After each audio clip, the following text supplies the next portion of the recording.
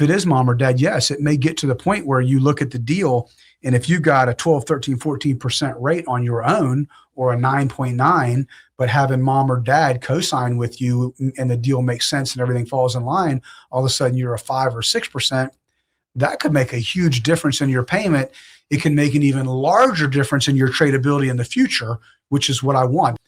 Bring a confident, and then also bring documentation of what you have, because a lot of times when you're going for your first loan, you may not have the proven history within the credit bureaus that says you are established to purchase this amount of money or borrow this amount of money and be responsible paying it back, because making a $30 credit card payment is a whole lot different than making a $500 car payment, right?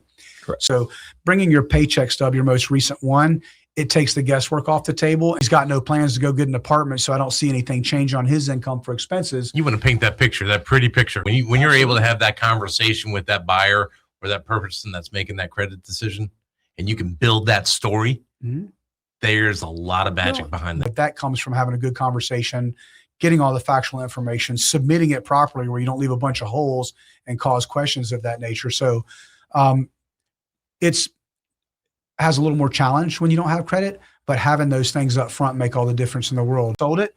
And when I went up there, that guy ran me off and asked me where my daddy was. But in my house, if you needed a cosigner, guess what? You needed a cosigner. You know what my cosigner's name was? Casharulu. I need you to talk to my son in a few years.